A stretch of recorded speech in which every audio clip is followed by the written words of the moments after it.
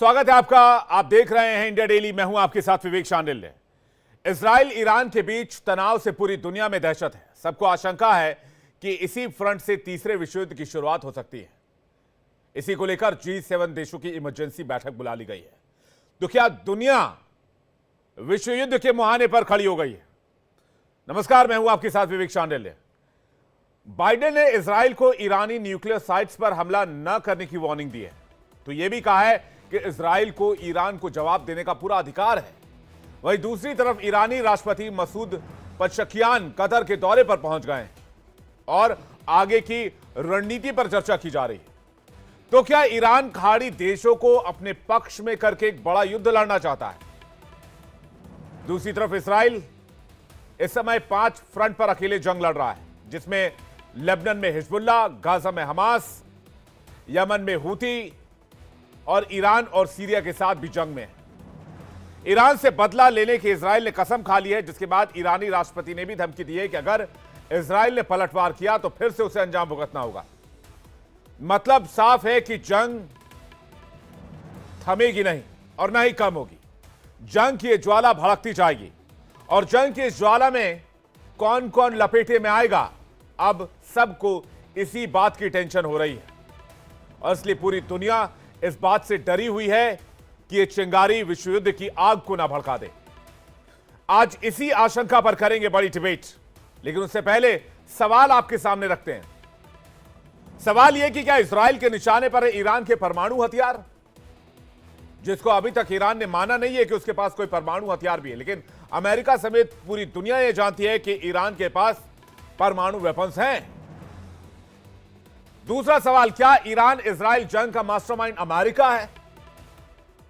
क्योंकि ईरान को निशाने पर लेना है, इसलिए ईरान और इजराइल की जंग की शुरुआत हुई है। और सबसे बड़ा सवाल यह कि ईरान इजराइल की जंग तीसरे विश्व युद्ध की शुरुआत तो नहीं है। एक रिपोर्ट देखते हैं, उसके बाद आज की बड़ी डिबेट।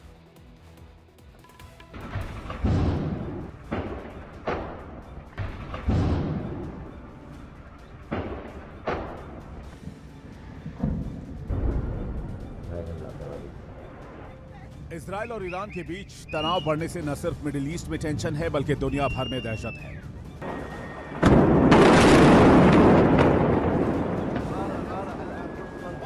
सभी की निगाहें इस बात पर टिकी हैं कि यह जंग आगे क्या मोड़ लेगा, क्योंकि ईरान के मिसाइलों की बारिश के बाद इजरायली पीएम ने बदला लेने की कसम खाई। तो ईरान ने भी अपना रुख साफ कर दिया कि इजराइल ने पलटवार किया तो करारा जवाब दिया जाएगा, जिसके बाद पूरे विश्व की सांसें अटकी हुई हैं।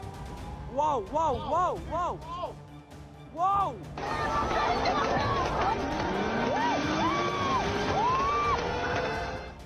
इजराइल या ईरान किसी की तरफ से हमला हुआ तो बड़े युद्ध की शुरुआत होगी, जिसके बाद तीसरे विश्व युद्ध से दुनिया को कोई नहीं रोक पाएगा।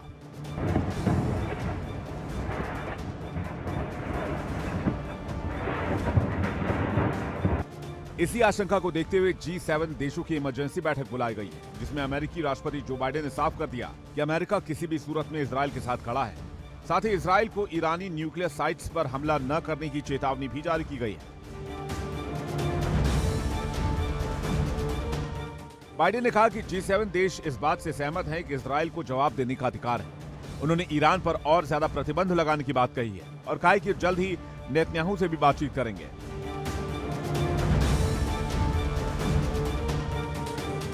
इजराइल से तनाव के बीच ईरानी राष्ट्रपति मसूद पशकियान कतर पहुंचे हैं। कतर ईरान का समर्थक है। माना जा रहा है कि इस दौरे पर ईरानी राष्ट्रपति इसलिए पहुंचे हैं ताकि इजराइल के खिलाफ आगे की रणनीति को और पुख्ता किया जा सके। इन सबके बीच लेबनान में हिजबुल्लाह के ठिकानों पर इजराइल के हमले लगातार जारी हैं, जिसमें कुछ नागरिकों के भी मारे जाने की खबर है।